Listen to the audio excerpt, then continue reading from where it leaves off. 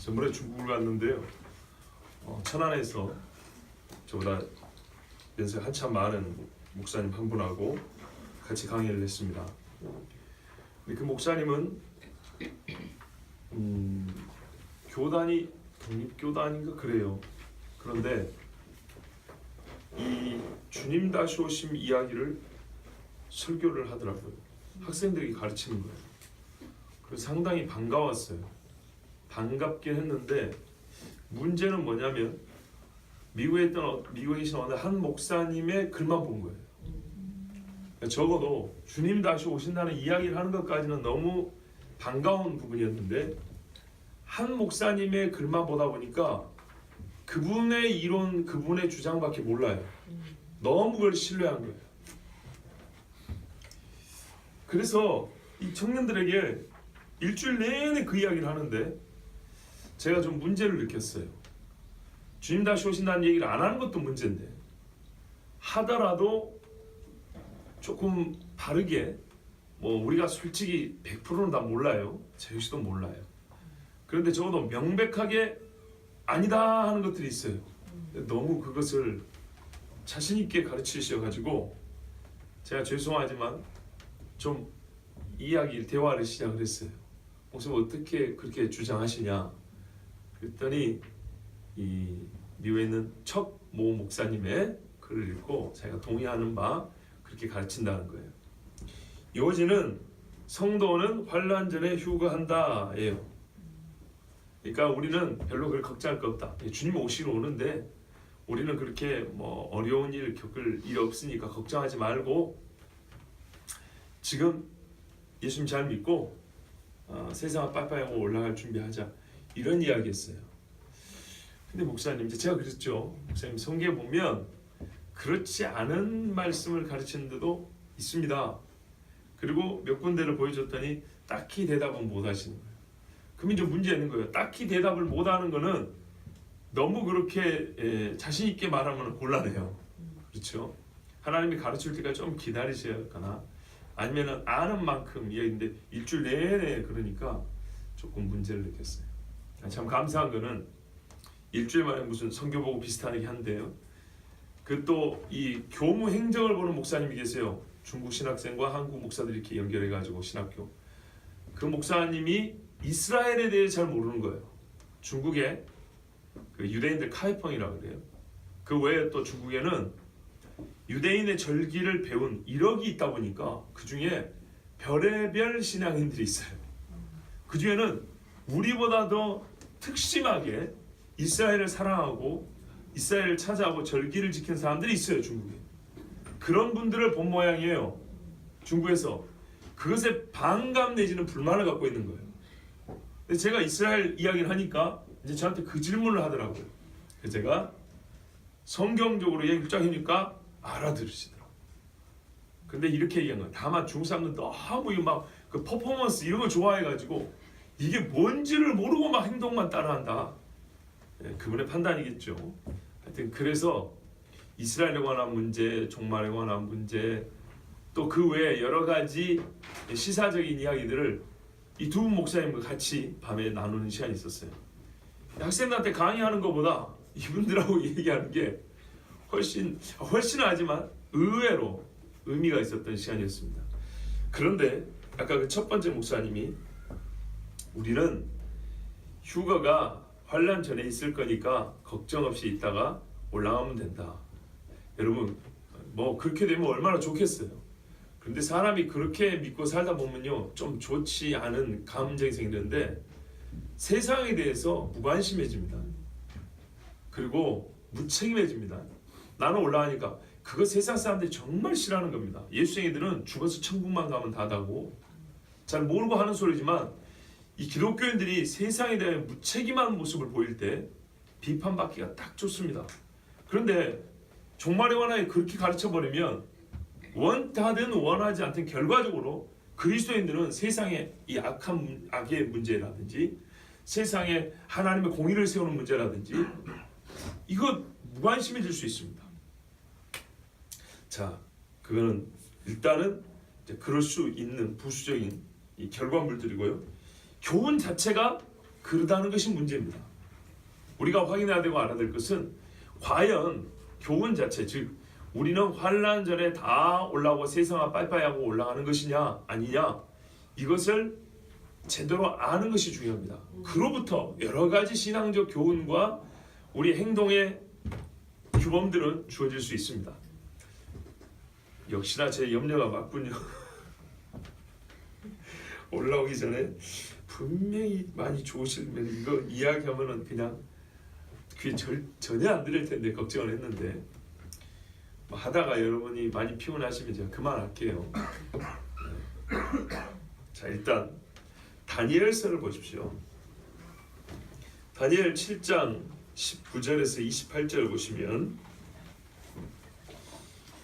2년 전에 초에 16년 1월 달에 넷째 짐승에 관하여 눈앞에 엎드린 넷째 짐승이라고 집중적으로 설교한 적이 있었습니다.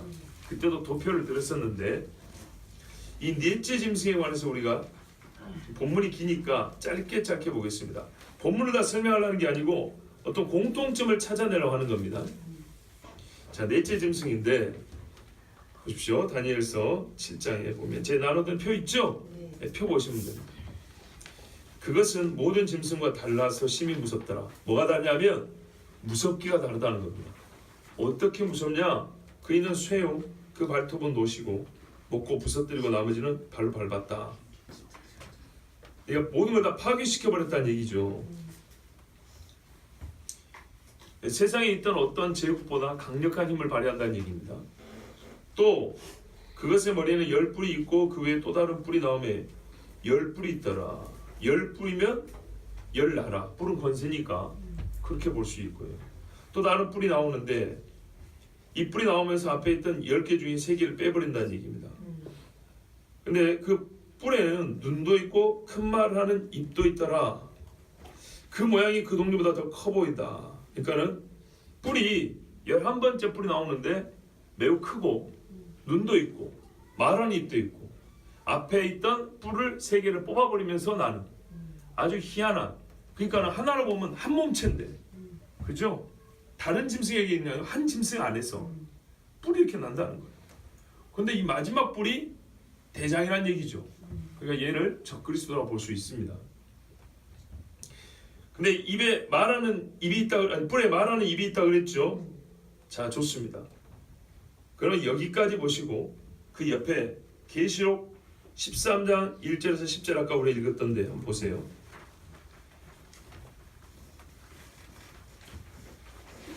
내가 보니 표 바로 옆에 칸. 내가 보니 바다에서 한 짐승이 나오는데 뿔이 10이요 머리가 7이라. 그리고 아까 그놈 같네요. 그 뿔에는 10왕관이 있고 그 머리들에는 신성모독하는 이름들이 있더라. 제가 2년 전에 다니엘서의 2장하고 요한계시록의 2장을 가지고 이 나라들, 네 나라들과 짐승들에 대해서 설교를 했었어요. 근데 그때 요한계시록 13장은 설교를 안 한 것 같은 생각이 들어요. 그때 그 본문에, 비교 본문에. 자, 아마 했을 수도 있습니다만 오래돼서 하여튼 다시 보십시오. 했겠죠. 이런데 안 했겠습니까? 그 뿔에 10왕관 있고 그 머리에 신성모독하는 이름이 있더라. 그러니까 추가됐죠. 다니엘서에서 다 기록하지 않은 내용이 뭐가 있었냐면 신성모독하는 이름들이 그 10뿔 그 머리들에 다 있더라는 얘기입니다. 그러니까 이 나라들은 어떤 나라들이죠? 처음부터 모일 때부터 반하나님적인 그런, 그렇죠, 그렇게 모여드는 나라들이라는 얘기입니다. 그래서 한 몸을 이룬 겁니다. 내가 본 짐승은, 이거 사도 요한이 본 겁니다. 표범과 비슷하고 그 발은 곰의 발 같고 그 입은 사자입 같은데 용이 자기의 능력과 보좌와 큰 권세를 그에게 주었더라. 아이고, 그러니까 어떻게 아까 다니엘서에 심히 무섭다 그랬죠? 요한계시록 이걸 더 집중적으로 보여주는 겁니다. 넷째 짐승은 집중적으로.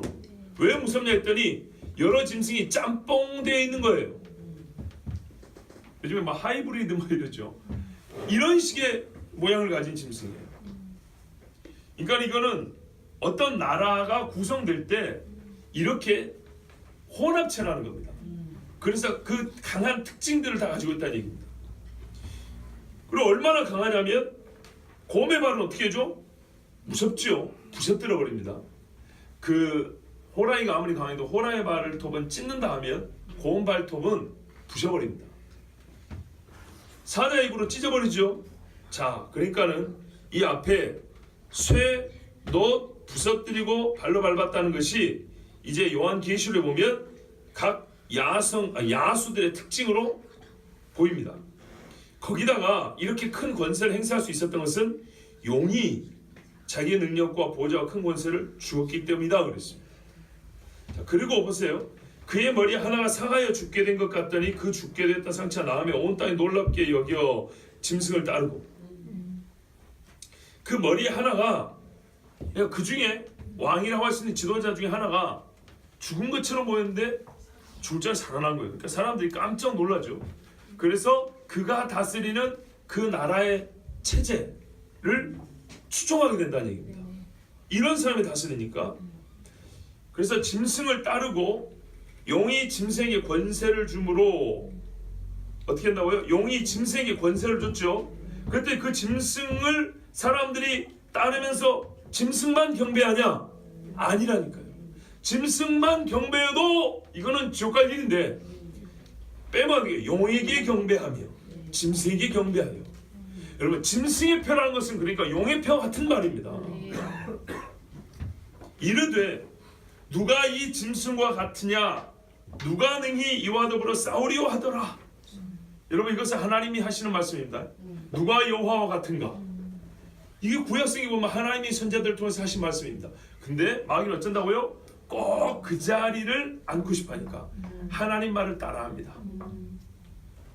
실제로 어떤단 말이죠? 이길 사람이 있어요 없어요? 없다는 얘기입니다. 없다는 얘기죠. 자, 여기서 이제 여기까지 보시고 그 다음에 또 짐승이 과장되고 신성모독을 말하는 입을 받고 아까 다니엘서에 똑같은 글씨체 보세요. 큰 말을 하는 입도 있고 그랬죠. 큰 말을 하는 입이 있고 신성모독하는 말을 하는 입을 받고 그러니까 얘는 특별히 어떻게 해요? 신성모독 하나님을 모독하는 입 그 말이 다른 자들보다 뭔가요? 좀 이런 표현 쓰기 싫지만 우세해요. 탁월해.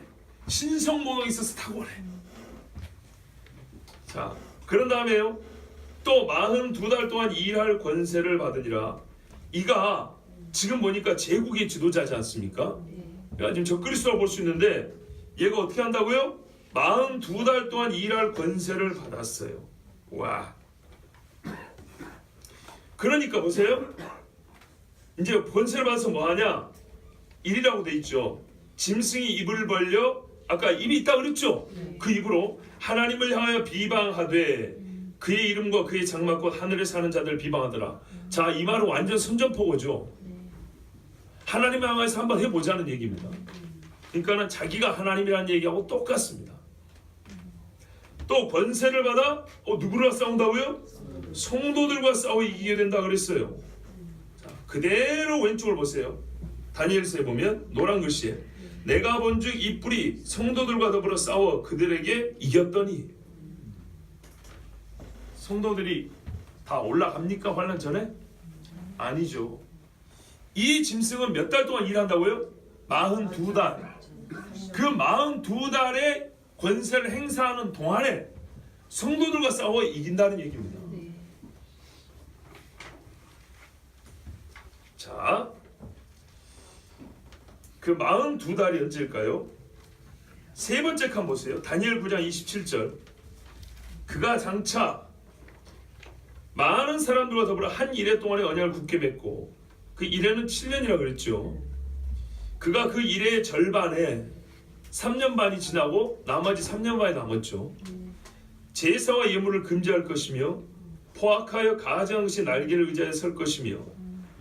자, 이게 우리 주님이 마태복음도 말씀하신 그대로입니다. 가증한 물건이 서지 못할 곳 곧 거룩한 곳에 선 것을 보거든. 적그리스도가 서지 못할 곳 성전에 선 것을 보거든. 유대에 있는 자들은 바로 그때인 줄 알고 도망하라 그랬어요. 근데 이걸 가르쳐주잖아요. 한 일의 절반에, 그러니까 7년 동안에 언약을 맺어놓고 가운데 가면은 깨버린다는 얘기입니다. 제사와 예물을 금지한다는 게 무슨 말이죠? 유대인들이 율법을 따라 하나님 앞에 제물을 드린 것을 지금부터 그만 그런 말이에요. 그리고 당신들이 제물 드리는 그 자리에는 내가 설 거야 하고 자기가 하나님이라고 딱 가는 겁니다. 그래서 뭐가 이건 있어야 된다고요? 성전이 있어야 된다고 얘기했죠. 그런데 이때 유대인들은 자기들이 소화한 것을 알겠죠. 속은 것을 알면 어떻게 될까요?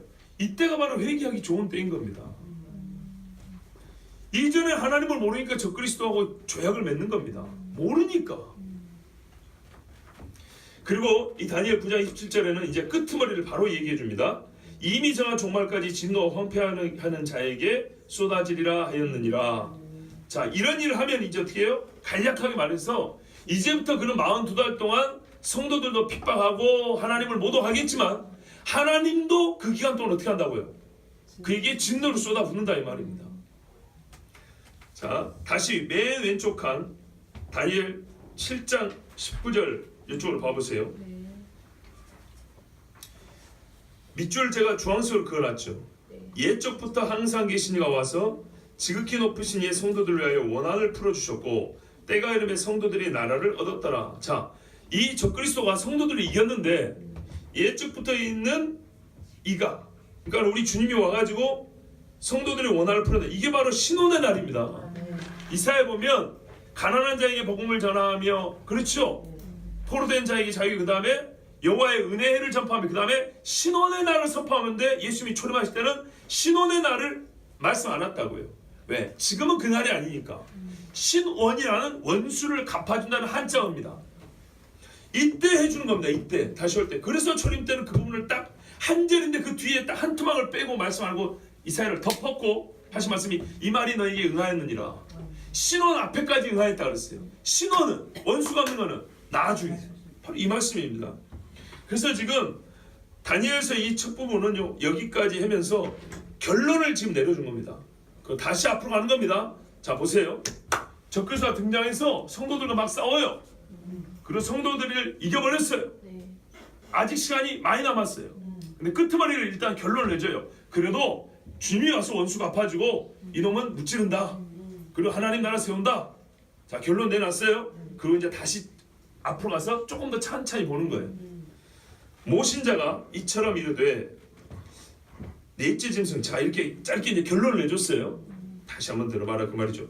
넷째 짐승은 곧 땅의 넷째 나라인데 이는 다른 나라들과는 달라서 온 천하를 삼키고 밟아 부서뜨릴 것이며, 다시 설명을 해주는데요. 이게 중요합니다. 여러분 이게 어떤 의미냐면요. 어떤 제국이 세워진다 그랬잖아요. 제국이 다른 나라들을 다 밟아버린다 그랬죠. 그 말은 전 세계가 거의 하나의 나라가 된다는 얘기고요. 우리가 말하는 정치 시스템으로는 전체주의 국가가 된다는 얘기입니다. 전체주의 말 그대로입니다. 하나 어렵지 않습니다. 전체입니다. 나는 전체고 전체는 납니다. 예외는 있을 수 없다는 얘기입니다. 아시겠죠? 그래서 보세요. 이 민주주의와 공산주의는 서로 대립관계지만 공산주의와 전체주의는 친족관계라요. 그래서 자유민주주의와 전체주의는 역시 대립관계가 되는 겁니다. 왜요? 자유가 없다는 말이에요. 나치 같은 나라들을 전체주의 국가라고 합니다. 아시겠죠? 북한 같은 나라를 전체주의 국가라고 합니다. 옛날에 제가 90년대에 들은 이야기인데 어떤 목사님이 설교하면서 그러더라고요. 자기가 북한 사람들 행진한 걸 봤대요. 근데 진짜 멋진 구호가 있더래요. 그 구호대로 우리도 살아야 된대요. 그 정신을 봐야 된대요. 뭐라 했더니 당이 결정하면 우리는 한다. 이러고 행진을 하더래요. 예수 믿는 사람도 그래야 된대요. 예수가 결정하면 우리는 한다. 이래야 된다는 거예요. 말은 맞지요? 여러분 옛날에는 중국이라고 안 불렀어요. 뭐라고 불렀죠? 중공이 무슨 뜻입니까? 그렇습니다. 중국 공산당입니다. 그래서 중공이라고 부르는 겁니다. 중국이라는 나라는 당이 하나밖에 없습니다. 당이 하나, 다른 것은 허용되지 않습니다. 이런 것을 지금 뭐 전체주의 국가를 하기는 어렵지만 전체주의적 이 국가 체제를 가진 나라들입니다. 한 사람이 결정하면 한 사람의 예외도 없이 모든 국민이 완전히 똘똘 뭉쳐서 100% 다 따라가는 겁니다. 투표해봐야 소용이 없습니다. 조금이라도 어긋나면요 가차없이 쳐버립니다. 이게 전체주의 국가입니다.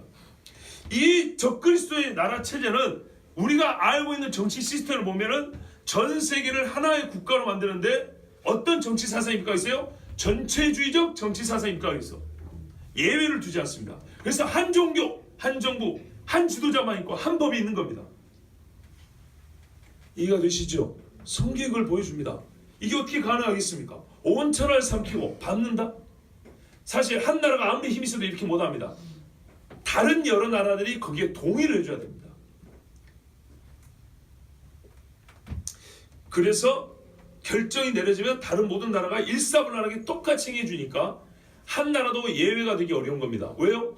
전 세계 모든 나라가 적이 돼야 되는데요. 그 열불은 그 나라에서 일어날 열왕이요. 보세요. 그 후에 또 하나가 일어나리니 그는 먼저 있던 자들과 다르고 또 새 왕을 복종시킬 것이며, 아까 읽었던 뿔이 새로 난다는 이야기 있죠? 그거 설명해 주는 겁니다. 그가 장차 지극히 높으신 이를 뭘로 대적하며? 말로 대적하며. 자, 요한계시록에 보세요. 아까 밑줄 끄고 속이 빈 문자 신성모독하는 말할 입을 받아서 1. 하나님을 향하여 비방하다. 그래 돼 있죠?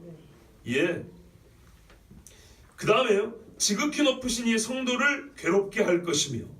아까 위에 노란 글씨하고 지금 반복되어 있죠. 이렇게 제가 다시 이걸 다니엘서가 다시 한번 풀어 설명한다 그랬죠. 예. 성도들을 괴롭게 한대요. 그리고 그가 또 때와 법을 고치고자 할 것이며. 지금 진행되고 있잖아요.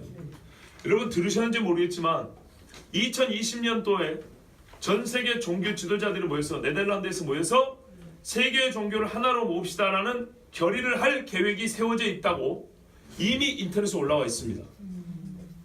찾아보십시오. 그 주도자는 누군지 아십니까? 교황입니다. 교황. 교황이 전 세계 지도자들, 종교 지도자를 찾아가서 모입시다. 하나 됩시다. 그래서 제가 말씀드렸잖아요. 종교 다원주의 시대는 이미 지났고 종교 통합 시대라고. 왜?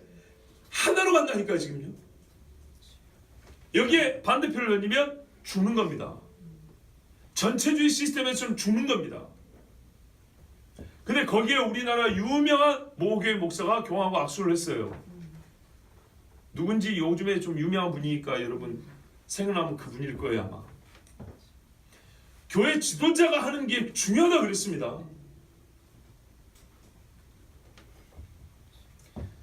때와 법을 고칩니다. 하나님의 법을 고쳐버린다고요. 이제 교회가 스스로 하나님의 법을 고쳐버린다고요. 다른 종교, 다른 신도 있습니다. 믿어도 됩니다. 세계 종교는 하나입니다. 하나라는 말이 뭐예요?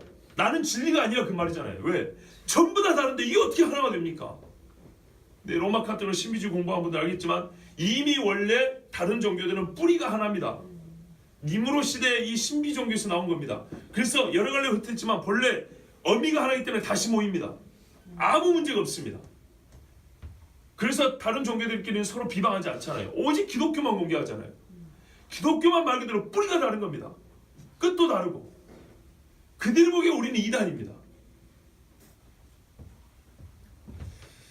자, 성도들은 그의 손에 붙임 바 되어 한 때와 두 때와 반 때를 지나리라 그랬어요. 자, 성도들이 어떻게 돼요? 이 악한 자에게 고통을 당해요. 핍박을 당해요. 그 기간이 한 때와 두 때와 반 때 그랬습니다. 아까 저기 세 번째 칸에 다니엘 9장 27절에 그 일의 절반에 그랬죠? 그리고 그 밑에 보세요. 세 번째 칸 두 번째 다니엘 12장 보면 나 다니엘이 본지 두 사람이 있어. 그러면서 이제 다니엘이 물어봅니다. 이 놀라운 일의 끝이 어느 때까지냐? 아니 이 기가 막힌 일이 언제 끝난단 말입니까? 하고 물어봤더니 천사가 강좌하고 있는데 다니엘의 질문을 서로 대신 주고받습니다. 다니엘 말 듣고 대신 물어봐 줍니다. 그래 이거 언제까지냐? 그랬더니 영원히 살아계신 이를 가리켜 맹세하여 이르되 한 때와 두 때와 반 때를 지나서 성도들의 권세가 다 깨지기까지니 그렇게 되면 이 모든 일이 다 끝나리라 그랬어요. 자 보세요. 한 때와 두 때와 반 때는 성도들이 핍박을 당하는 날이고 성도들의 권세가 깨어지는 날이에요. 그리고 이것은 일의 절반이 지난 나머지 절반이라고 그랬어요. 다니엘서는 한 때와 두 때, 반 때로 이렇게 되어 있지만 그때 일어나는 일은 요한계시록이 똑같이 뭐라고 되어 있어요? 성도들을 이긴다. 누가요? 짐승이. 성도들의 권세가 깨진다. 그랬죠? 그래서 아까 우리 읽은 13장 10절에 성도들의 인내와 믿음이 여기 있다. 그래 말씀했죠? 근데 그 기간이 얼마라고요? 그 위에 보면 빨간색으로 42달. 3년 반. 한때, 두때, 반때. 자, 그 기간 동안, 그러니까는 3년 반, 42달, 한때, 두때, 반때. 이 기간이 한 일의 이 후반부 이 기간이 우리가 말하는 실질적인 환난 기간입니다. 그때 성도들은 어떻게 해요? 미안하지만 박살이 난다는 얘기입니다. 일본도 그랬거든요. 옛날에 처음에는 회유를 했어요. 마지막에는 극악무도하게 탄압을 했어요. 이때 그래서 뭘 지켜야 된다고요? 사실 오늘 오전에 말씀 다 상관이 있는 거예요. 두 번째 칸에 보세요. 좀 작은 글씨로 요한계시록 12장 7절 17절 가운데 부분이죠. 용이 여자에게 분노에 돌아서 그의 남은 자손 곧 하나님의 계명을 지키며 예수의 증거를 가진 자들과 더불어 싸우려 바다 모래 위에 섰다라 그랬죠. 요래고 해서 13장으로 연결됩니다. 어떻게 해요? 이런 사람들과 싸워서 아주 그냥 죽여버리고 찢어버리고 밟아버리고 이런다는 얘기입니다. 이때 어떻게 견디겠습니까? 그래서 우리 주님이 그랬잖아요. 그날들을 감하지 아니하면 아무도 구원을 못 받는다고요. 전무후무한 환난이라고 했어요. 여러분, 나 같으면 이 날을 준비하겠어요. 지금 뭘 준비하십니까? 반드시 옵니다. 반드시. 이 날을 생각하니까 제가 10살 때부터 이걸 배웠기 때문에 속 시원하게 웃지를 못한다니까요. 지금 기뻐하며 웃는 것이 나중에 울음이 될 줄 알아요. 이 얼마나 괴로운지 아십니까? 애들 모아놓고 생일잔치를 하면서 케이크를 썰어 먹으면서도 순간 떠오른다니까요. 이 핍박의 날들이 하루도 안 빼놓고 떠오른다고요. 즐거운 순간마다. 한편은 너무 괴로워요. 그런데요, 그것이 있었기 때문에 그래도 지금까지 신앙을 지킬 수 있는, 여기까지 올 수 있다고 여러분의 설교라고 할 수 있는 거예요. 그렇지 않으면 금세 다 잊어버립니다. 일부러 잊고 싶습니다. 생각하고 싶지 않아요. 근데 이게 하나님의 약속입니다. 보세요. 다시 맨 왼쪽에 다니엘서 끝부분을 볼게요. 그러나 심판이 시작되면 그는 권세를 빼앗겨 완전히 멸망할 것이요 나라와 권세와 온천한 나라들의 위세가 지극히 높으신 이에 거룩한 백성이 부침받으리니 어떻게 해요? 성도가 이기죠. 예, 성도가 다시 이기는 거예요. 자, 그 다음에 그의 나라는 영원한 나라이라 모든 권세 있는 자들이 다 그를 섬기며 복종하리라. 이거는 오늘 우리 말라기서도 읽었어요. 말라기서의 초반부에 보면 성도들이 원수를 발로 밟는다는 얘기 있었거든요. 완전 그래서 우리가 종말이라 그랬잖아요. 다니엘서 똑같은 얘기예요. 그냥 모든 성경은 서로가 서로를 해소해주고 그 우리에게 불확실한 부분을 확실하게 가르쳐 줍니다. 그 말이 이에 그친지라 나 다니엘은 중심에 범민하였으며 내 얼굴빛이 변하였으나 내가 이 일을 마음에 간절히 내라. 다니엘도 얼마나 무서웠는지 사람이 살 소망을 잃고 끙끙 앓았다고 돼 있어요. 그 뒤에 뒤에 10장 이쪽에도 보면요, 몇 주 동안 일을 못 봤다, 업무를 못 봤다고 돼 있어요. 다니엘 같은 사람도 무섭다고 그랬어요. 자, 다니엘서 7장 19절에서 28절은 짐승과 성도들의 환난과 주님이 오셔가지고 적그리스도를 치시고 주의 나라를 세우심을 앞에 간단히 설명해주고 그걸 조금 더 풀어서 다시 반복해줍니다. 한 10절 동안에 2번 반복해서 보여준 겁니다. 그것을 사도 요한은 조금 더 자세히 봤는데 그게 13장 1절에서 10절 말씀입니다. 자, 우리가 아까 보던 거 계속 보죠. 이 또 권세를 받아 성도들과 싸워 이기게 되고, 두 번째 칸 노란 줄, 그 다음에 각 족속과 백성과 방언과 나라를 다스리는 권세를 받으니, 보세요.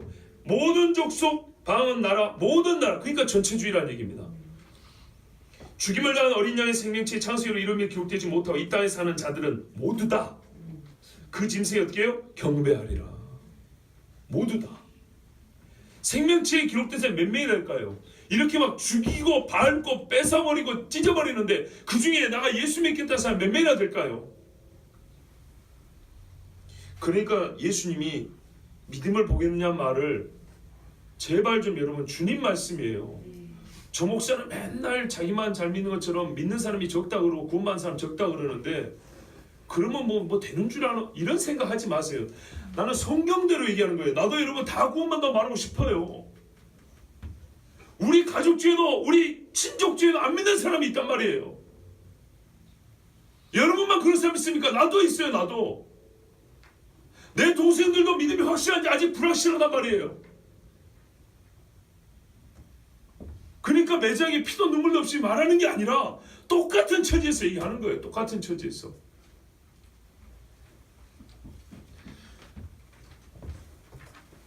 생명체에 기록되지 못한 사람은 모두가 짐승에 경배하는 거예요. 그래서 누구든지 귀할 것은 들으라는 거예요. 누구든지 사로잡힐 자는 사로잡혀 할 것이고 칼이 죽을 자는 마땅히 칼이 죽을 것이니 무슨 말입니까? 이게 운명론처럼 보이지만 사람이 안 바뀐다는 얘기입니다. 성도들의 인내와 믿음이 여기 있느니라. 그리고 이 다음에 뭐냐면 짐승표 나오잖아요. 이 다음에 그러니까 이 앞에 맥락을 무시해버리면 짐승표를 매매만 딱 생각해서 아니 이거 경제적인 문제 아닙니까? 근데 아니라니까요. 이미 짐승에게 경배하는 세상 천지가 짐승의 나라가 되고 짐승에게 경배하고 짐승의 말에 어긋나면은 삭제시켜버리는 이 세상에서 삭제시켜버리는 전체주의 법체제를 가지고 구축된 세상 나라 가운데서 그 표와 가진 의미가 단순히 경제적인 문제만 해결하기 위해서 경제적인 이 매매의 편리함을 위해서 주는 거라 아니라 그 말이에요. 아니라고요. 자, 여러분 세 번째 칸 보십시오. 아까 세 번째 칸 우리 중간쯤 봤죠? 노란 줄 성도의 권세가 깨어지기까지다 그랬어요. 그렇게 되면 이 모든 일이 다 끝난다 하더라. 내가 듣고도 깨닫지 못한지라. 다니엘도 다 못 깨달았대요. 그래서 아니 그러니까 이게 결국이 어떻게 되겠습니까? 너무 궁금한 거죠. 무섭고 다니엘도. 그게 뭐라니까? 이 말은 마지막 때까지 간수하고 봉함할 것이니라. 마지막 때까지. 그 마지막 때가 되면 그때 그 사람들이 알아먹을 거다. 미안하지만 너는 여기까지다 그 말이에요. 많은 사람이 연단을 받아 스스로 정결하게 하며 희귀할 것이다. 보세요. 이 부분이에요. 성경 요한계시록에 보면 뭐라면 자기 세마포를 빠는 자들은 복이 있다 그랬거든요. 스스로 정결하게 하며 자기가 자기 피로 자기 대속을 한다는 게 아니고 주의 피는 이미 주어졌잖아요. 능동적 회개. 악한 사람은 악을 행하리니 악한 자는 아무것도 깨닫지 못하되 오직 지혜 있는 자는 깨달으리라. 보세요. 악한 자는 깨닫지 못하고 그대로 가는 겁니다. 아까 요한계시록 뭐였죠? 사로잡힐 자는 사로잡혀야 할 것이고 칼에 죽을 자는 칼에 죽으로 그대로 간다는 얘기입니다. 실제적으로 깨닫는 자는 극소수란 얘기입니다. 특히 이때가 되어버리면 삶의 고난이 너무 크기 때문에 진짜 풀뿌리 하나도 켜먹기 어렵기 때문에 그때 신앙을 가지기 너무 어려운 거예요. 아니 그 목사님한테도 그래. 아니 목사님 그러면 이 환란에 남아있는 성도들 성기 불밀했는데 이 사람들은 어떤 겁니까 했더니 믿는 사람 다 올라가고 휴거된 걸 보고 아차 싶은 사람들 있죠. 아차 싶은 사람들이 그때 믿은 거래요. 목사님 그거는 희망적인 말씀이긴 한데 실제적으로 가능성이 없는 이야기입니다. 신자들이 이렇게 많이 있고 전도할 때도 안 믿습니다. 그런데 적그리스도가 핍박을 주는데 신앙의 기초도 없고 전해줄 사람도 없고 가르쳐주는 사람인데 자기가 알아서 막 순교의 신앙이 자라버린다고요? 목욕 잘리기까지 막 신앙이 자생해버립니까? 어려운 이야기입니다. 불가능한 얘기입니다. 여러분 저는 늘 말씀드리죠. 나는 기독교 현실주의자입니다. 이 현실이라는 것이 물질 얘기하는 게 아니라 진짜란 얘기입니다. 하나님 말씀 진짜입니다. 그 실제 인간을 알고 하는 말씀입니다. 불가능한 얘기입니다. 그거는. 매일 드리는 제사를 폐하며 멸망해야 할 가증한 것을 세울 때부터 보세요. 여기 기점이 나와 있죠. 기산점입니다. 계산 여기서부터 하라는 얘기입니다. 자, 아까 9장 27절 보세요. 그 일의 절반에 제사와 예물을 금지하고 포악하여 가장신 날개를 의지하여 선다 그랬죠. 여기 보세요. 매일 드리는 제사를 폐하며 멸망해야 할 가정에서 세울 때부터 같은 날이죠. 9장 27절과 다니엘 12장의 이 11절인가 이 10절 이 부분은 같은 말입니다. 같은 때를 얘기합니다. 자, 그러면 한 일의 절반이 갖고 남은 반 일회 동안에 이런 일이 벌어지는데 그 남은 반 일회를 다니엘 12장은 날짜 수로 가르쳐 줍니다. 여기서부터는 카운터라는 얘기입니다. 1290일을 지낼 것이요. 적그리스도가 자기 신상을 성전에 딱 세우면 그날부터 1290일 세라는 얘기입니다. 성경에는 그날과 그 시는 모른다는 대원칙을 말해줍니다. 모르죠. 왜요? 징조부터 시작이 되는데. 그렇죠? 징조가 언제부터 시작되는지 몰라요. 지진도 있을 것이다. 화산도 폭발할 것이다. 기근도 있을 것이다. 전쟁도 있을 것이라 하는데 어느 지진부터 하나님 시작하신 건지 어떤 전쟁부터 시작하신 건지 알 수가 없어요. 이 시작점을 모르니까 끄트머리를 몰라요. 그런데 이미 그 환란과 핍박 속에 우리가 돌입해서 살고 있어요. 그런데 사는 중에 도대체 지금 언제 오십니까? 이제 우리를 이렇게 버리십니까? 막 하는 중에 하나님께서 그 중간에 어느 때에 딱 기산점을 준다는 거예요. 참 이 날이 없으면 우리가 어떻게 소망을 가질 수 있을까요? 우리 주변에 누가복음에 뭐라 그럽니까? 이 말은 모든 세대 사람 주는 것인데 그날이 이 말이 이루어진 걸 보면 너희 속량이 가까웠으니 너희 머리를 들라 하고 있어요. 그 가까웠다는 것이 다니엘서에 이렇게 됐습니다. 1290일을 지낼 것이요. 이 정도 되면은 3년 만이 조금 더 됩니다. 그 다음에 기다려서 1335일까지 이르는 그 사람은 복이 있으리라. 자, 그러면 제가 이렇게 해석한다 그랬어요. 이 사이에 무슨 일이 있을까에 대해서 저번에 한번 말씀드렸는데 다른 설명이 없어요. 그런데 이렇게 돼 있죠. 자, 보세요. 아까 42달 동안 권세를 받는다 그랬어요. 적그리스도는 하나님의 막 그 요한계시록 진노의 대접의 재앙도 있지만 그 나라가 무너지지 않아요. 42달 동안은. 3년 반 동안은 나라가 무너지지 않아요. 그래서 성도를 완전히 핍박해요. 그럼 그 다음에 뭐가 남았습니까? 주님이 와서 얘를 때려 부시고 죽이고 무정에 잡아 던져야 되겠죠. 근데 그게 3년 반 동안에는 하지 않아요. 42달 동안에는 건들지 않아요. 아시겠습니까? 42달이 지난, 그러니까는 7년이 지난 그 다음 엑스트라 여분의 시간이 있어요. 그 여분의 시간 동안 하나님이 멸한다고요. 다시요. 저를 보세요. 이 표만 보고 이해가 안 돼요. 표를 설명해 드린 거예요. 다니엘서와 요한계시록에 공통적으로 말하는 것은 3년 반이라는 시간이에요. 그걸 한때와 두때와 반때라고 말했고 또 한 일의 절반, 그 후반부라고 말했고 42달이라고 그랬어요. 근데 이 날은 하나님이 허락해 주고 적그리스도에게는 어떤 의미에서 보장된 시간이에요. 그가 권세를 행사하는 보장된 시간이라고요. 그러니까는 이 뒤에 3년 반이 다 하기까지는 그의 나라는 없어지지 않아요. 마귀의 나라는 없어지지 않아요. 그래서 3년 반 동안에는 그리스도인들이 끝까지 핍박을 당해요. 맞죠? 근데 성경은 뭐냐면 그러나 심판이 시작되면 아까 다니엘 이 맨 첫 번째 7장에도 한때와 두때 반때를 지내리라. 지난 다음에 이제 심판이 시작된다 그랬어요. 그리고 다니엘 12장에도 뭐라 그랬어요? 앞에 보면 성도의 권세가 깨어지기까지니 그렇게 되면 이 모든 일이 다 끝나려 그랬어요. 그렇게 되면 이제 끝이 다 됐다는 얘기죠. 끝이 무슨 말이냐면 끝의 일을 하시는 거예요. 끝의 일. 그것을 볼 때는 무슨 말이십니까? 요한계시록 19장 보면 예수님께서 백마와 그 탄자라 따르는 천군을 데리고 와서 이한 검으로 이 적그리스도의 나라와 그 짐승을 찔러 죽이고 무정에 던진다 이 말씀 있죠? 예, 그 시간이 필요하다는 얘기죠. 3년 반 동안에 하나님이 그 일을 하시지 않아요. 3년 반은 내버려 둡니다. 그리고 3년 반이 지나면 그때부터 본격적으로 심판이 시작되는 거예요. 누구에 대한 심판이죠? 적그리스도와 그의 나라와 그를 경배한 사람들에 대한 심판이 시작이 됩니다. 그 기간이 1290일에서부터 1335일까지로 추정이 된다 이 말입니다. 왜? 1290일이라고 하는 얼추 3년 반이라는 이 시간 동안에는 어떻게 해요? 마귀의 나라를 하나님께서 이 땅에 허락을 해준 거라고요. 그동안에 어떤 일이 벌어진다고요? 신앙인들에게는 많은 사람이 연단을 받아 정결하게 되는, 신부가 되는 그런 시간이기도 된다 이 말입니다.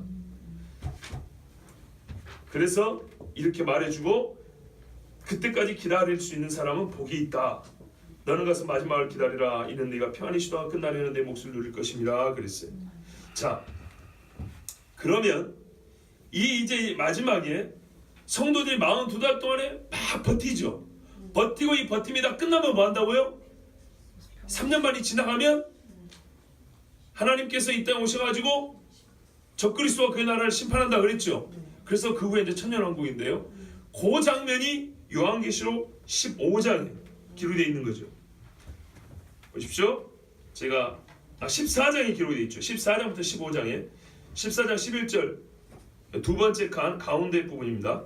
그 고난의 연기가 세세토로 올라가리로다. 짐승과 그의 우상에게 경배하고 그의 이름의 표를 받는 자는, 이게 한 세트입니다. 분리되지 않습니다. 누구든지 밤낮 쉼을 얻지 못하리라 하더라. 성도들의 인내가 여기 있나니 그들은 하나님의 계명과 예수에 대한 믿음을 지키는 자니라. 또 내가 보니 흰 구름이 있고 구름 위에 인자와 같은 이가 앉으셨는데 그 머리에는 금면류관이 있고 그 손에는 예리한 낫을 가졌더라. 자, 심판, 왕이 심판하려고 앉아 계신 겁니다. 또 다른 천사가 성전으로부터 나와, 하늘에 있는 성전이죠, 구름 위에 앉은 이를 향하여 큰 음성으로 외쳐 이르되 당신의 낫을 휘둘러 거두소서. 땅의 곡식이다 이거 거둘 때가 이르렀음이니이다 하니. 자, 이 곡식은 누굴까요? 신자들이죠. 보세요. 추수가 두 번 있습니다. 마가복음의 13장에 보면 나오죠. 두 번 나와요. 뭐라고 나옵니까? 제자들이 예수님께 선생님, 저 가라지들은 누가 뿌린 겁니까? 원수가. 우리 잘 때 몰라서 뿌리고 왔구나. 뭐 어떻게 뽑아버릴까요? 냅둬라. 지금 있는 곡식도 상한다. 그리고 끝이 되면 어떻게 하냐면 알곡은 먼저 추수를 드리고 곡간에 드리고 가라지는 걷어 태워버린다 이렇게 했죠. 분리되어 설명하고 있다고요. 그 복음서에 예수 하신 말씀 그대로 요한계시록인 거예요. 그러니까 요한계시록은 전체 성경을 같이 보고 해석을 해야 됩니다. 최종적인 요약 정리이면서 결론이니까. 그 말씀 그대로 곡식은 마귀를 얘기하는 거 아닙니다. 그렇죠? 열매 맺는 자들이잖아요. 성도들인 거예요. 그 예수의 믿음과 하나님의 계명을 지킨 자들이에요. 계속 그게 반복되잖아요. 성도도 있네. 구름 위에 앉으시가 낫을 땅에 휘둘름에 땅의 곡식이 거두어지니라. 곡식은 거두는 거예요. 그래서 이게 휴거가 아닐까 이렇게 생각하는 겁니다. 자, 그 다음에 또 다른 천사가, 이게 거의 환란을 다 지나야 되는 거예요. 제가 성경을 보면 양심적으로, 우리 희망적으로는 환란 전에 갔으면 좋겠어요. 저희 아버지도 나한테 그리 가르쳤어요, 어릴 때. 근데 성경을 보면 아닌 거예요. 왠지 막 두려운 거죠. 그렇게 되면 두려워할 이유가 어디 있어요? 그 두렵다는 거는 뭔가 좀 찝찝하다는 것은 우리가 너무 희망적인데 성경은 사실 그렇게 말씀하지 않았어요. 오셨으면 예수님이 그랬잖아요. 그날을 감하지 않으면 아무도 구원 못 받는다고. 그러나 뭐라고요? 택한 자를 위하여 감해 주셨다고 그랬어요. 날수를 정해가지고. 자, 또 다른 천사 성경에 나오는데 역시 예리한 낫을 가졌습니다. 또 불을 다스리는 다른 천사 제단으로부터 나와 예리한 낫 가진 자에 하여 큰 음성으로 불렀습니다. 자, 여기는요 재밌습니다. 똑같이 낫인데 앞에는 보좌에 앉으신 이가 낫을 갖고 있다 그랬고, 두 번째는 그래서 천사가 와서 물었어요. 두 번째는 천사가 둘이 나옵니다. 한 천사가 낫을 가지고 있고 또 다른 뭡니까? 그 불을 가진 천사가 나와서 낫 가진 천사한테 물어봅니다. 보좌에 앉은 이에게 물어보는 게 아니고 천사에게 물어봅니다. 불러 이르되 내 예리한 낫을 휘둘러 땅에 포도송이를 거두라. 그 포도가 익었느니라 그랬어요. 포도송이 좋은 것 같죠? 근데 이미 우리가 성경에 자주 본 진노의 포도즙 틀이라고 많이 들으셨죠? 천사가 낫을 땅에 휘둘러 땅에 포도를 거두어 하나님의 진노의 큰 포도주 틀에 던짐에 성 밖에서 그들이 밟히니 틀에서 피가 나서 말굴레까지 닿았고, 피가요? 핏물이 쌓였다는 얘기입니다. 1600 스타디온에 퍼졌더라. 1 스타디온은 192m입니다. 얼마나 넓게 퍼졌는가 보세요. 자, 그 다음에 이제 일어난 일입니다. 또 하늘에 크고 이상한 다른 이적을 보매 일곱 천사가 일곱 재앙을 가졌으니 곧 마지막 재앙이라. 그러니까 바로 이 무엇입니까? 이 포도송이를 거둬서 진노의 포도즙 틀에 던진다 그랬죠. 이들의 피가 땅에 이렇게 흥건하여 쌓여 흐른다 그랬죠. 그 일을 이제 구체적으로 얘기를 해줍니다. 그게 마지막 일곱 재앙인데 이거는 짐승과 짐승의 표 받은 사람에게만 일어납니다. 이게 그러니까 주님이 말한 성도들의 권세가 다 깨지기까지 가면 이제 원수를 간다 그랬죠. 예수님이 직접 나서서 이 적그리스도를 대적해 싸우고 멸한다 그랬죠. 요 이야기입니다. 그걸 지금까지는 그렇게 한 거 약속, 결론을 선언해 주시는데 그 구체적인 과정이 나와 있습니다. 또 하늘의 크고 이상한 다른 지적을 보면 일곱 천사 일곱 재앙을 가졌으니 곧 마지막 재앙이라. 하나님의 진노 이것으로 마치로다. 또 내가 보니 불이 섞인 유리바다 같은 것이 있고, 자 이렇게 되고 난 다음에 어떻게 해요? 하늘에 이제 그 시내산에서 청옥을 편듯하더라. 보호자 있고 청옥을 편듯하더라. 그 말이 요 말인데요. 불이 섞인 유리바다 같은 것이 있고, 거기에 이제 주님의 그 보좌 앞이죠. 짐승과 그의 우상과 그의 표와, 우리 번역에는 빠졌어요. 그의 이름의 수를 이기고 벗어난 자들이 유리 바닷가에 서서 하나님의 검은걸 가지고 하나님의 종 모세의 노래 어린 양의 노래를 불러. 모세의 노래 어린 양의 노래는 뭐죠? 홍해를 지난 다음에 부르는 거죠. 홍해까지 지나야 뭐가 완성된다고요? 출애굽이 완성된다고요. 출애굽이. 이게 즉 완전하게 이제 멸망과 사망의 때를 벗어나고 구원의 때로 들어온 자들이 그 구원의 노래를 부릅니다. 주 하나님과 전능하신 이시 하시는 일이 크고 놀라우시도다. 만국의 왕이시여 주의 길이 의롭고 참되시도다. 주여 누가 주의 이름을 두려워하지 아니하며 영화롭게 하지 아니하오리까. 오직 주만 거룩하시니이다. 주의 의로우신 일이 나타났음에 만국이 와서 주께 경배하리다 하더라. 이래서 어떻게 해요? 적그리스도에 대한 심판이 끝나고 주님의 통치의 나라가 임한다는 겁니다. 그리고 이제 맨 오른쪽 칸에는 오늘 오전에 보신 대로 이 일들이 있기 전에 두 증인이 외쳤던 건데요. 이 두 증인이 외칠 때도 11장 앞부분, 이게 제가 절 표시를 안 해 3절쯤인가요? 그들이 거룩한 성을 42달 동안 짓밟으리라 이렇게 돼 있죠. 예, 거룩한 성 예루살렘 성.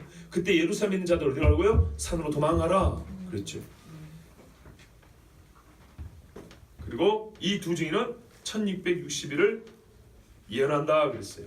그런데 그러면 이 1660일이 42달의 동일 기간이냐? 동일한 때냐? 아닙니다. 그 앞선 1260일입니다. 왜냐하면 그들이 증언을 마칠 때, 밑에 단락 보세요. 그들이 증언을 마칠 때에 무저에로부터 올라오는 짐승이 그들과 더불어 전쟁을 일으켜 그들을 이기고 그들을 죽인다 그랬잖아요. 이해되시죠? 네. 그러니까 짐승이 나와가지고 이 두 사람을 죽여요. 그리고 그의 나라를 완벽하게 구축한다고요.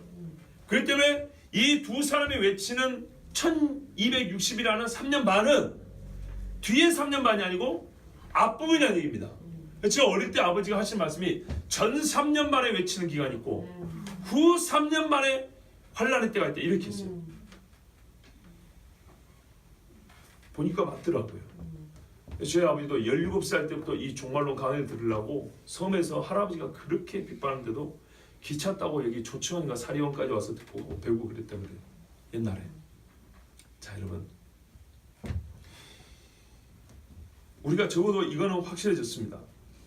42달, 한 때와 두 때와 반 때가 얼마나 한 기간인지, 그리고 어느 때 있을 일인지, 그때 세상은 적그리스도가 어떻게 통치하고 성도들에게는 무슨 일이 있을 것인지 알았습니다. 그리고 성도들이 바라는 휴거와 마지막 주님의 원수 갚아주신 일은 좀 실망스럽겠지만 이 모든 환란이 있기 전이 아니고 사실은 거의 끄트머리라고 봅니다. 그러니까 성경 곳곳에 너희는 걱정하지 마라 하는 말만 있는 게 아니고 인내하라, 싸워라, 견뎌라, 붙들어라, 흔들리지 마라. 이런 말씀이 수없이 반복되어 있는 이유가 어디에 있겠습니까? 그리고 실제로 우리의 삶을 보십시오. 여러분, 우리 솔직히 한번 얘기해 보자고요. 휴가가 좋잖아요. 아니 하늘에 구름 타고 올라간다는데 쇽쇽 올라간다는데 얼마나 좋아요. 옛날에 부흥 강사들이 그 잘 부르더만요. 그죠? 쇽쇽 하더만. 그런데 왜 그거 안 좋아하죠? 그게 나에게 이루어지면 좋은데 자신이 없으니까요. 이제 우리가 아주 그냥 있는 그대로 얘기해 보자고요. 휴거가 환란 전에 있던 뒤에 있던 그냥 그런 일 아무것도 없이 그냥 내가 명대로 100살까지 먹고 살다 죽었으면 좋겠어. 보통 그런다고요. 아니 올라간다? 안 죽고 올라간다. 왜 그게 싫어요? 아니 좋죠. 환란 전에 휴거는 환영이지. 너무 좋지. 그런데도 불구하고 왜 듣기 싫어요? 내가 아는 내 믿음은 못 올라갈 것 같아. 솔직히 그래서 휴거가 앞에 있던 뒤에 있던 그 말 자체를 거부해요. 그러면 우리가 이제 생각해보죠. 그 정도 믿음인데 환란에 던져놓으면 버틸 수 있겠습니까?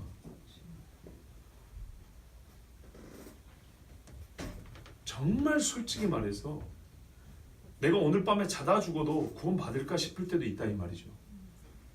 그런데 산채로 엘리야처럼 이게 무슨 말이냐면 엘리야 정도의 믿음이 있어야 된다는 얘기인데 아합 시대 때 엘리야 정도의 여러분 홍수전에 에녹과 같은 그 정도의 하나님의 거룩한 이 영성이 있어야 된다는 얘기인데 하나님과 동행을 해야 된다는 얘기인데 지금 휴거를 지금 이렇게 준다 하더라도 자신이 없는 주제에 환난 때 버티고 적글소를 이기고 살 수 있을까요?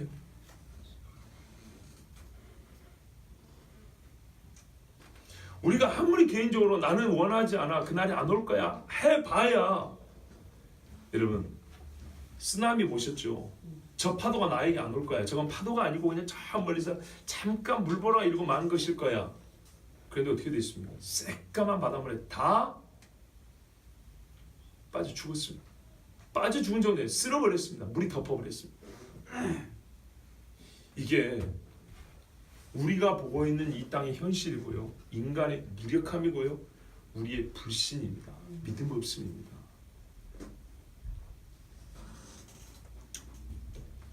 그러니까 뭐 휴거가 앞에 있니 뒤에 있니 문제가 아니고 끝내는 주님이 승리다. 앞에 이 중간단가 다 승리해버려요. 신학자들은 보통 이 중간을 얘기 안 해요. 끝에만 해요. 종말론 강의 들어보세요. 아주 간단하게 합니다. 여러분 이 세상은 점점 어두워지죠. 악들이 만연하죠. 막 풀리지 않는 악들이 있습니다. 하나님께서 최후 승리하실 것이다. 여러분 전부 다 아멘 그런다고요. 그 희망적인 말에 그냥 나의 모든 이 어지럽고 복잡한 생각을 거기다 다 그냥 묻어버리고 싶은 거예요. 신학자 본인도 자신 없어요. 본인도 자신이 없어요. 그런 종말로 어디다 갖다 씁니까? 진짜 한 사람이 호흡이 약해지고 뼈가 썩어가면서 죽어가는 그 죽음의 현실을 보면서 그런 말들을 어디다 써먹습니까 도대체? 이 말씀대로 여러분 보십시오. 성경은 최후의 소망을 말해주고 있습니다. 그런데요 뭐라고 말하냐면 인내하라 믿음을 지키라 합니다. 근데 네가 만든 믿음이 아니라 내 계명 예수의 복음 증거 정확히 이것을 지키라 합니다. 마귀가 직접적이든 간접적이든 자기를 숭배하라고 대리자 즉 마육신의 존재인 적그리스도를 세울 것이고 그를 숭배하라 할 것이고 또 아니면 미혹의 대가니까 저 열매 먹어도 안 죽는다고 하는 것처럼 짐승의 표 받아도 안 죽어. 이거는 너의 매매를 편하게 할 뿐이야 라고 하지만 실상은 이미 그런 도구와 그런 장치가 만들어질 때부터 적그리스도 숭배적 의도를 가지고 만든 거기 때문에 말하면 거기에 마귀의 피가 섞여 있기 때문에 아무리 사람이 스스로 아니라고 해도 하나님 뭐라 그래요? 오전에 말씀드렸죠. 니는 나를 안 돼도 나는 모르고 니는 아니라 해도 나는 그게 맞다라고 말해. 너 적그리스도 숭배가 맞다라고. 그러니 여러분 정말로 긴장을 늦추면 안 되고요. 진짜로 깨어 있어야 됩니다. 제가 여러분에 나눠드린 게 제가 쓴 글입니까? 하나님 말씀입니까? 하나님 말씀이죠. 그것을 제가 이렇게 모아서 한 주제로 여러분에게 모아서 보여드렸을 뿐입니다. 따로따로 읽으면 도대체 무슨 말인지 모르고 그 읽은 그분만 갖고 해석이 안 되니까 제가 조금 도와드린 것일 뿐입니다. 여기에 제가 설교문이라고 하면서 뭘 붙인 게 없습니다. 말씀 그대로입니다. 읽어보니 한 이야기를 하고 있잖아요. 한 사건을 얘기하고 있잖아요. 그래서 우리 주님은 여러 번 반복하여 우리에게 깨우쳐주어 살려주시려고 이렇게 정말 선지자들도 고생 무지하게 했어요. 사도들도 자기들도 무슨 말인지 당대는 잘 몰랐어요. 당대는 모르지만은 무지무지하게 무섭고 감당이 어렵다는 건 알아요.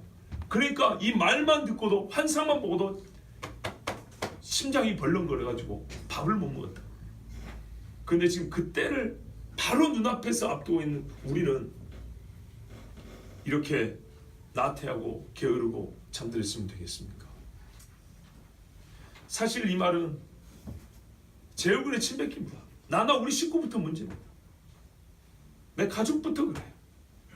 그러니까 여러분 오해하지 마시라고요. 자기는 그렇게 잘해 우리만 못하고 이런 오해하지 말고요.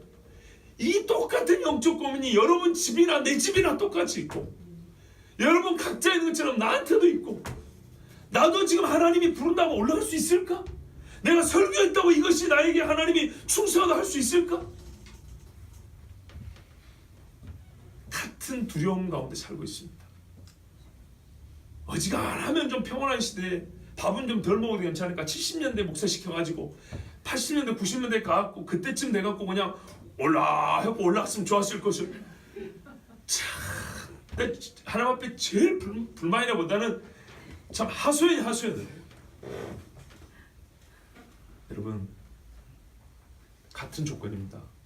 마찬가지로 여러분도 버릿고기 넘겨도 괜찮으니까 그 시대에 살도 그 시대에 죽었으면 차라리 간절하게 주님 앞에 무릎 꿇고 마룻바다에서 이 무릎이 굳은 살이 베기기 정도가 기도하다 그러고 죽었으면 얼마나 좋았을까만 지금은요 먹고 사는 문제 정도 아니라 우리 육체의 본능을 자극하여 이 죄악으로 빠져하고 미혹하는 거짓말들에 말 그대로 마귀의 괴계가 그 어느 때보다 적나라하며 노골적으로 드러나는 그 시대를 살고 있습니다. 그러니 우리가 적을 알았다면 방비를 잘해야겠죠. 지혜롭습니다. 예수님도 그랬습니다. 전쟁을 하기 전에 사람이 1만을 가지고 제 2만을 가지고 오는 사람과 싸울 수 있을지 계산해보지 않겠느냐. 집을 짓기 전에 이 예산과 집을 지을 수 있을까 계산해보지 않겠느냐. 이건 지혜라고 그랬습니다. 그러면 우리가 힘이 약하니까 마귀가 강하니까 무릎 꿇자라는 말을 하려고 하는 것입니까? 아니요. 미리 준비를 하는 지혜를 얘기하는 겁니다. 힘이 약하면요. 약하다고 무조건 무릎 꿇으면 됩니까? 마귀한테. 아니죠. 주여 나에게 믿음을 주소서 해야죠. 주여 나에게 견딜 수 있도록 깨달음도 주시고 믿음의 사람들 붙여주시고 혼자는 약하니 그러니까 주님 뭐라 했어요? 모이기를 피한 어떤 삶 습관을 쫓아하지 말고 오직 그날을 볼수록 제가 오늘 그랬잖아요. 종말 중에 종말을 일컫는 말 중에 그날이라고 부른다고. 그날이 가까이임을 볼수록 더욱 그리하자. 더 모이라는 얘기예요. 믿음의 사람들끼리 여러분 꼭 저한테 하는 게 서로 찾아다니고 서로 같이 기도하고 신앙의 대화를 나누고 간증을 하세요. 그래야 우리가 적어도 이 적그리스도의 시대를 대비할 수 있는 거예요. 특히 오늘 아침에 드린 말씀을 꼭 기억하세요. 계명을 지키세요. 그 안에 하나님의 성품이 들어있고요. 하나님의 속성, 하나님의 뜻, 우리를 사랑하는 하나님, 우리에게 생명을 주시고자 하는 정말 그 말씀에 생명력이 있어요. 이때는 정해진 겁니다. 바꾸지 못합니다. 사람들은 다 자기 때가 아니라고 하지만 이 날이 올 때 자기 때가 아니라고 생각했던 그 사람의 그 자기 때입니다. 무슨 말이 이해되세요? 모든 시대 사람이 자기 때가 아니길 말하는데 모든 시대 사람이 근데 어느 때든지 하여튼 분명히 온다고요. 그러면은 내 때가 아니라고 생각했지만 내 때인 걸 경험할 수밖에 없어요. 근데 그게 어느 때일지 몰라요.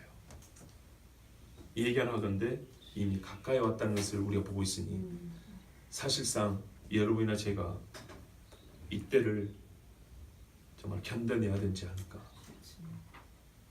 보다 양심적으로 말하면 견뎌내야 하지 않을까 아니라 견뎌내야 한다고 저는 그렇게 말씀드릴 수밖에 없습니다. 그래서 여러분에게 외칩니다. 맨날 정말 얘기하는데요. 여러분 저는 정말만 설교하지 않았습니다. 십자가 이야기 얼마나 많이 했습니까? 혹시 저보다 앞서 목사님들 욕하려는 게 아니고 저는 모릅니다. 제가 그분들보다 약하게 십자가를 설교했습니까? 그분들보다 약하게 성령의 은사에 대해서 여러분에게 말씀드렸습니까? 그분들보다 약하게 교인들 간에 서로 친교하라, 서로 마음을 이해하라, 이런 이야기 제가 안 가르쳤습니까? 헌금하는 것은 이렇게 하는 것이고, 분이 일어날 때는 이렇게 잡는 것이고, 자, 그런 이야기는 안 했습니까? 골고루 다 했습니다. 만약에 제가 정말 말했던 요한계시록만 몇 년 동안 설교했겠죠? 아닙니다. 성경 전반을 계속 설교했습니다. 특히 새벽에 오신 분들은 압니다. 새벽에 강의한 설교했던 성경이 몇 권인데요, 지금. 그 말씀마다 주신 대로 했습니다. 마태복음도 수요일마다 들으신 분이 알고, 요서도 들으신 분들 다 알죠. 여러분, 거기에 더하여, 더할 것이 아니고요, 이 세상에서는 거기에 포함되어 있었는데 빼는 것이 종말 이야기입니다. 빼버린다. 저는 빼는 시대에 말하니까 유별난 것처럼 보이지만 그러지 않습니다. 원래 있어야 될 이야기입니다. 데살로니가 전서를 읽어보세요. 전후서를. 데살로니가 교인들은 종말론의 대가들이었습니다. 이미 당시에 오죽했으면 이미 주님이 와버렸나 할 정도로. 그래서 바울이 다시 가르쳐줘야 될 정도였습니다. 아니야, 아직 안 오셨어요 라고. 그러면서 말해요. 때와 시기에 와서 너에게 더 이상 가르칠 것이 없으면 너희가 다 알고 있고 이미 깨어있기 때문이다. 2000년 전에 그런 교회가 있었어요. 바울이 이방인들에게 율법을 가르쳤어요. 그래서 봐보세요. 거기에 나온 얘기들이 구약을 모르는 이해할 수 없는 이야기가 나와 있어요. 예수 믿어 호칭도 대제사장이라는 말을 알아먹습니까? 못 알아먹습니다. 그리스도라는 말을 알아먹습니까? 당연히 못 알아먹습니다. 이건 구약적 배경이 있어야 됩니다. 바울은 구약을 가르쳐 설교했습니다. 사도들은 구약을 본문으로 예수님을 설교했습니다. 그리고 어디까지요? 예수님이 누가복음에 되어 있잖아요. 누가복음 24장에 이 회개가 예루살렘부터 시작하여 땅끝까지 증거되어야 될 것이 성경, 구약에 이미 기록되었고 이 모든 일에 너희가 증인이라고 그랬다고요. 그래서 이방인들에게 복음을 전했지만 이방인들은 구약 성경을 통해서 예수님의 예언을, 즉 예수님을 배웠고 또 사도들의 증언을 통해서 예수님을 만났고 그리고 다시 오실 주님 이야기까지 그 짧은 시간에 다 배웠습니다. 그렇다면 오늘날 우리가 주님 다시 오심을 얘기하지 않는 것은 이거는 병입니다. 악한 마귀가 놓은 이 마취약에 혹은 쥐약을 먹고 지금 사지를 바로바로 떨고 교회가 죽어가는 것입니다. 왜냐하면 주님 다시 오심이 소망이거든요. 살 소망인데 살 소망이 없고 죽어가고 있는 겁니다. 그러니 제발 여러분 구원은 각자입니다. 자기 영혼 누가 대신 죽어주지도 않고 책임져주지 않습니다. 제발 말씀드립니다. 제가 수없이 말씀드립니다. 주님 다시 오실 거 의심하지 말고 부지런히 깨어서 기도하고 경건에 이르기를 힘쓰십시오. 제발 그렇게 하셔서 나와 내 집이 다 구원받기를 바랍니다. 기도하겠습니다.